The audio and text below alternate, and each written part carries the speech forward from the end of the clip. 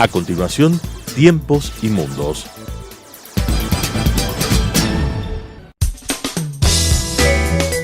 Clasificación A. Apto para todo público.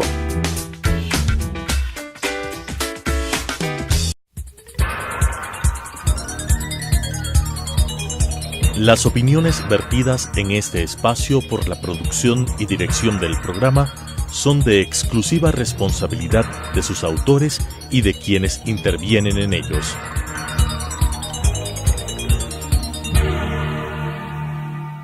Telesucesos Canal 29 UHF presenta Tiempos y Mundos, un análisis de los acontecimientos y las tendencias que en nuestro común planeta se producen día a día, con la conducción de Alan Cathay. Tiempos y Mundos. Tiempos y Mundos va hoy día a tratar de analizar una circunstancia que le aconteció al mundo hace 100 años. Hace 100 años se produce un evento de una trascendencia y de una importancia enormes para todo lo que sería el convulso siglo XX. Este evento es la Revolución Rusa de 1917, la segunda, la de octubre de 1917, puesto que meses antes, en febrero, se había producido la caída del zar por el instrumento de otra revolución con otros actores. Vamos a conversar hoy sobre la toma del poder, antes que hablar de revolución, del golpe de Estado que lleva al poder al partido bolchevique, al Partido Comunista Ruso, conducido magistralmente por Vladimir Ilich Lenin, conocido en el mundo como un enorme líder, como un gran conductor y como un táctico excepcional. El escenario de la revolución se da a causa básicamente de dos eventos que han llevado a Rusia a una situación extrema. La Primera Guerra Mundial, que ha provocado una hecatombe en el ejército ruso, que pierde alrededor de 2 millones de hombres muertos y probablemente entre 2 y 3 millones de prisioneros que son capturados por el enemigo.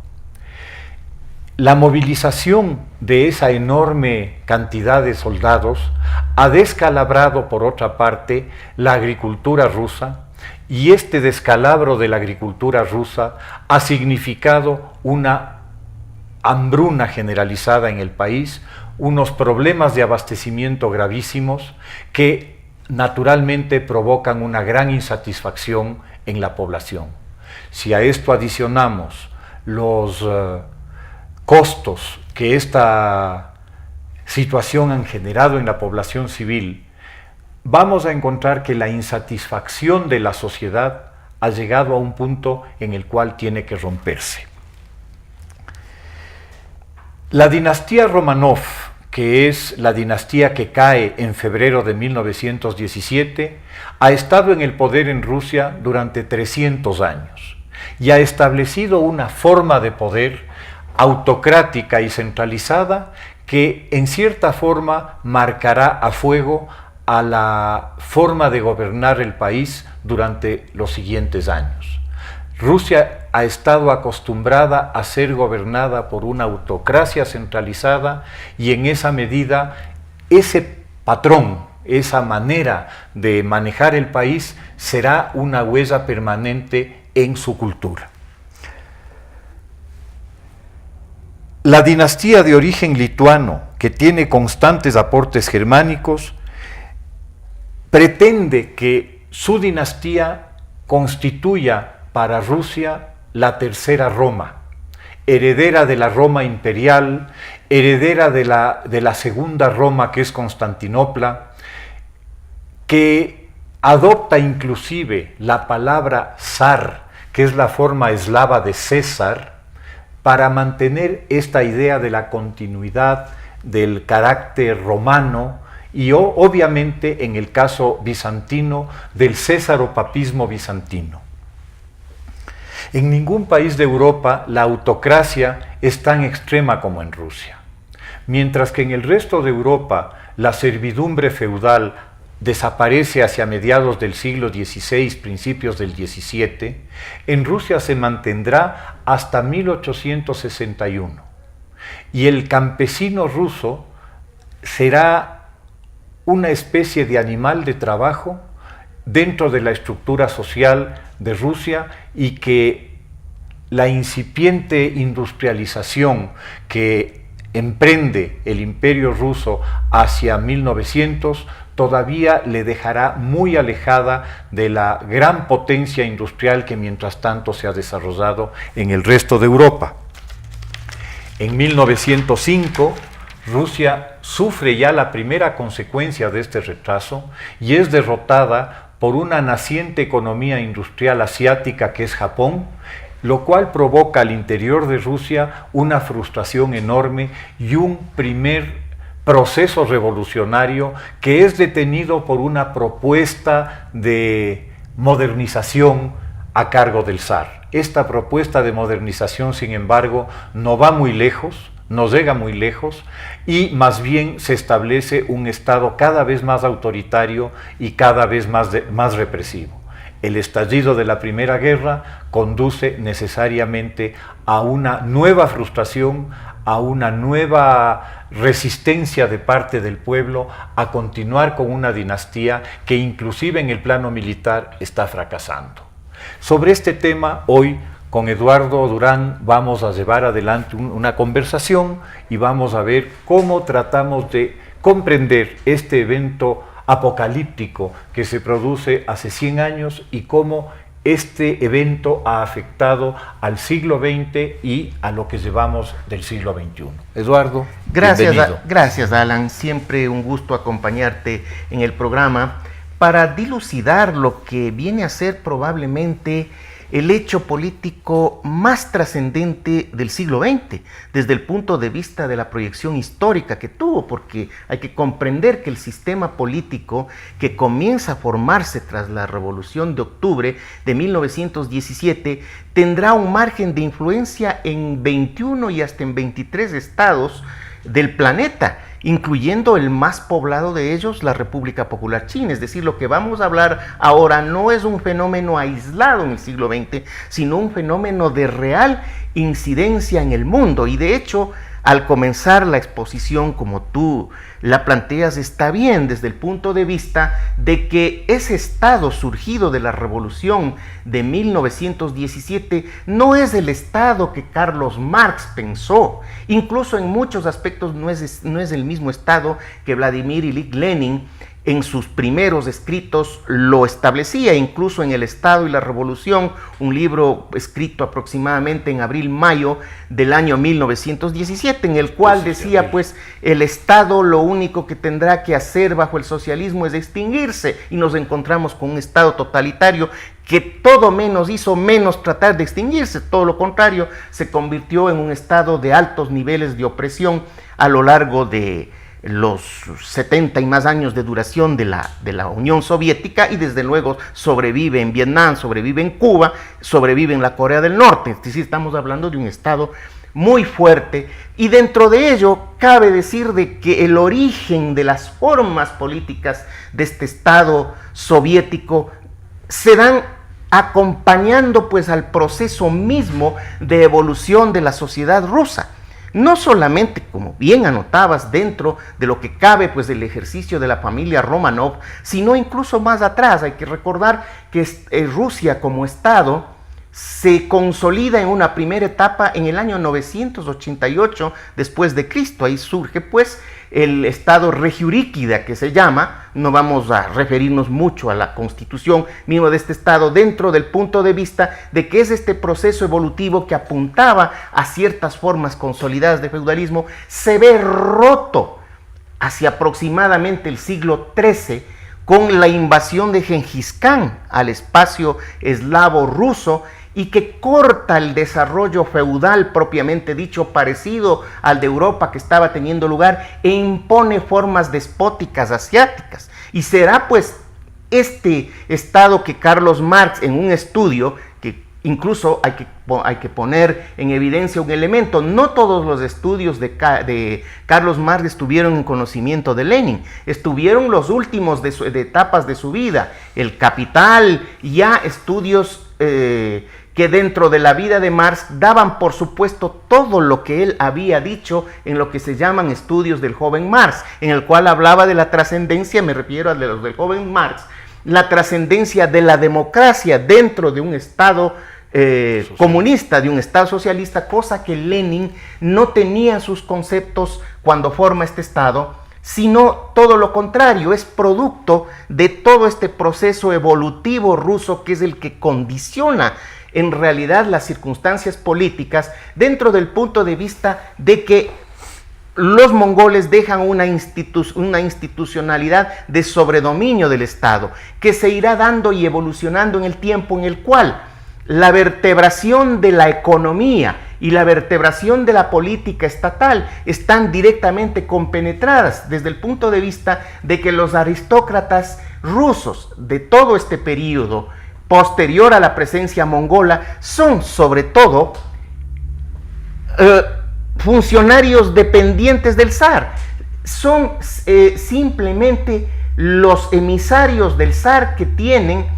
la condición de nobles y de funcionarios a la vez, creando una articulación en primer lugar de economía con política que luego se dará pues en el Estado soviético. Y en segundo lugar hay un proceso dado en este periodo que conlleva hacia el siglo XIX, en el cual la intelectualidad revolucionaria premarxista y los primeros marxistas rusos ven las cosas dentro del punto y la perspectiva rusa, en la cual no está dada las condiciones que Marx aspiraba de desarrollo de un proletariado, de que el partido obrero en el poder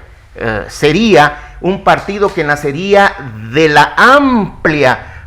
participación del proletariado inglés, del proletariado francés y alemán, sino todo lo contrario. Existe pues un proletariado minúsculo que muchas veces no va más allá del 2-3% de la población, es decir, que no existe un proletariado con quien hacer la revolución. Entonces hay un sobredimensionamiento del partido, cosa que se da en el modelo comunista, que comienza en 1917 a ejercer esto y dentro del cual será capital todo el precedente de los revolucionarios rusos del siglo XIX, amparados en el hecho conspirativo, porque de hecho al no haber un proletariado no les permitía fórmulas democráticas, sino fórmulas conspirativas, en el cual todo se resolvía a partir de un comité con la puerta cerrada y con la idea primera que no les descubra la famosa Ugriana, pues la policía del zar. Entonces, en estas condiciones no es el democratismo, no es la participación obrera que pretendía Carlos Marx, sino lo que nacía de las condiciones específicas de la sociedad rusa, en la cual la conspiración, el estatismo y conceptos que tenían que ver más con la acción voluntarista filosófica de Lenin, más no pues del concepto dialéctico materialista de participación de la sociedad en la construcción del Estado obrero y campesino, que es finalmente pues liderado incluso en el proceso revolucionario por un partido político muy eficaz a partir de la gran capacidad táctica de Vladimir Ilich Lenin. Ese es el punto. Sí, Eduardo, efectivamente creo que un poco los antecedentes del episodio están claros, y un poco entrando a analizar el episodio en sí, ¿no? Recordemos que Europa está en guerra, Rusia está en guerra, está enfrentada a Alemania, a Austria-Hungría, y Lenin en ese momento no vive en Rusia. Lenin está en Suiza como refugiado desde hace muchos años, pues ha sido perseguido permanentemente por la policía secreta rusa por sus actividades revolucionarias, y de pronto se establece una connivencia evidente entre el Estado alemán en guerra, el Imperio alemán en guerra, y Lenin, por el cual el Imperio alemán considera que conviene trasladarlo a Lenin, permitir el paso de Lenin por territorio alemán, para que él pueda llegar a Rusia y convertirse en un agente que de alguna manera desestabilice el esfuerzo de guerra ruso en contra de Alemania. El cálculo inmediatista que Alemania realiza es efectivo. Permiten el paso de Lenin a través de un famoso tren sellado, y Lenin llega a San Petersburgo en abril de 1917, a un país convulsionado, a un país con una cantidad de conflictos internos, de los cuales ya hemos hecho mención, por el hambre y por la frustración originada en la guerra. Y en este entorno Lenin comienza el proceso de preparación del golpe que se producirá algunos meses más tarde. Que el acuerdo con Alemania haya sido un acuerdo escrito o simplemente un matrimonio de conveniencia, eso está abierto a la discusión, y ese es un tema que nos podría ocupar semanas. En todo caso, lo que sucede, y la evidencia histórica de lo que sucede, es que en efecto en el mes de octubre se produce el golpe de Estado, e inmediatamente, de acuerdo a las promesas que el partido bolchevique y que Lenin habían hecho a la población rusa, es decir, resolver el tema de la guerra saliendo de la guerra, se da. Rusia sale de la guerra, firma la paz con Alemania en Brest-Litovsk, sufre unas amputaciones territoriales muy significativas, y el proceso de la revolución al interior de Rusia arranca. La revolución es un fenómeno esencialmente, llamémoslo, inventado en términos del imaginario que de la revolución bolchevique se tiene. Eisenstein, que es un realizador cinematográfico extraordinario, años después de la revolución, la inmortaliza en una película que se llama Octubre, y en esa película se inventa el ideario de la revolución bolchevique. Nunca hubo una toma del Palacio de Invierno por parte de la población de la ciudad, de los obreros y de los campesinos, que se tomaran el Palacio de Invierno. Eso no sucede. Lo que sucede es una ocupación por una puerta lateral del Palacio de Invierno por parte de la Guardia Roja, y la caída de un gobierno que estaba esencialmente podrido y que se derrumba. La caída del gobierno origina al interior de Rusia una convulsión enorme y una guerra civil que se prolongará por varios años, guerra civil en la cual, según palabras del propio Lenin, habrá que oponer al terror contrarrevolucionario el terror revolucionario. Y como toda guerra civil, es una guerra terrible, con unas acciones condenables de lado y lado, y con una violencia y con una crueldad muy grandes. Un país ya afectado por una gravísima hambruna, en medio de una guerra, no va a mejorar esa condición, y en esa medida la situación de la población es cada vez más grave y cada vez peor. La única forma en que el partido bolchevique en el poder se mantiene en el poder es a través del ejercicio del terror.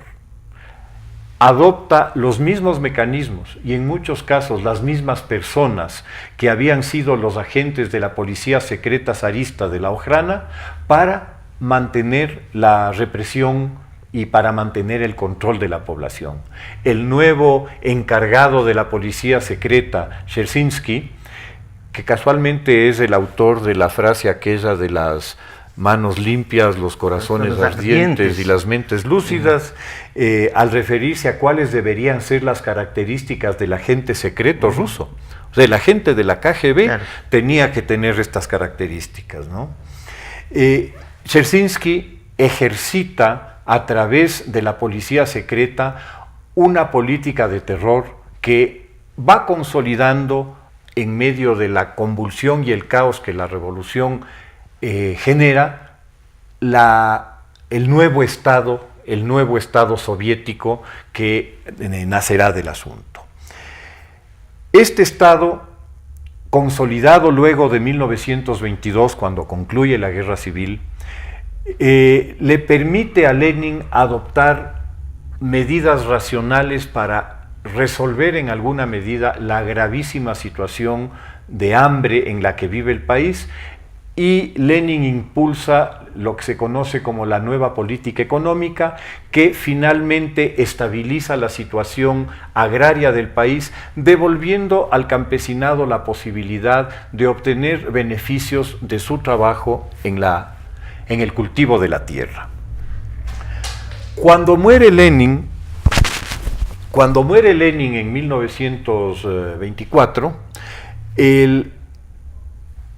su heredero político, que es Stalin, realiza una intervención con ocasión de su muerte, un panegírico a la muerte de Lenin, que prácticamente es una oración religiosa. Y esto marcará de manera definitiva la historia posterior del Estado ruso. Es decir, un Estado en el cual la figura política se sacraliza, se lo convierte en poco menos que un santo, y se genera un culto de la personalidad que será la constante histórica no solamente del comunismo ruso, sino la de todos los estados en los cuales se incorpora esta forma de gobierno a lo largo de la historia del resto del siglo XX. Eduardo, una vez que hemos asistido a la muerte de Lenin y el ascenso al poder de Stalin, ¿cuál es el desarrollo de este naciente Estado y del movimiento comunista ruso? Un ejercicio de continuidad completo entre lo que era la Rusia zarista y lo que sería la Rusia soviética y posteriormente la Unión Soviética. Anotabas el último elemento referente pues a la sacralización ideológica que realiza Stalin ante el féretro de Lenin en enero de 1924, y de hecho ahí se da uno de tantos elementos de continuidad, el carácter profundamente ideológico que conlleva la acción política estatal en Rusia. Antes había sido el cristianismo ortodoxo, las formas de lo que se llamó en Bizancio el césaropapismo. Hay que anotar que Bizancio tuvo una enorme trascendencia dentro de la formación de la Iglesia Ortodoxa rusa, porque de hecho la Iglesia Ortodoxa rusa era un brazo del cristianismo bizantino, y en este sentido el margen ideológico de lo que se dio como césaropapismo, es decir, el dominio ideológico cristiano ortodoxo en la política rusa, se da bajo esta otra forma ideológica contundente que casi viene a ser una religión laica, una religión atea dentro del Estado ruso, que viene a constituirse lo que será pues otra inmensa criatura de Stalin, que es lo que se llama después como marxismo-leninismo. Stalin canoniza la idea del leninismo y le junta bajo sus conceptos stalinianos de lo que habría dicho Marx, en una forma tal que Isaac Dotcher, por ejemplo, denomina pues concretamente de que Stalin, si leyó a Marx, no lo entendió. Entonces, en esta vicisitud tenemos que anotar necesariamente la gran continuidad que existe dentro de lo que fue la Rusia zarista a lo que sería la Rusia soviética. Creo que los márgenes de tiempo nos llevan hasta este punto. Eduardo, yo creo que este tema vale la pena profundizarlo, y te propongo que hagamos una continuación de este programa para la próxima semana o para una oportunidad posterior, para comprender cómo el resto del siglo XX fue influenciado de manera tan decisiva por este acontecimiento que hoy hemos analizado. Y que las razones que dieron lugar a la forma estatal de la dictadura del Partido Comunista, al ser revertidas por la misma dictadura, me refiero a la modernización, la Rusia atrasada se transforma en la Unión Soviética avanzada, crean la condición para que el sistema colapse. Esa es una concatenación histórica necesaria de abordar. Muchas gracias, Eduardo.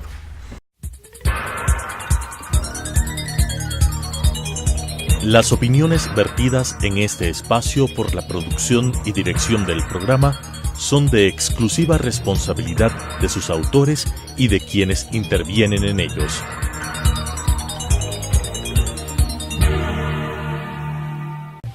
Telesucesos Canal 29 UHF presentó Tiempos y Mundos, un análisis de los acontecimientos y las tendencias que en nuestro común planeta se producen día a día,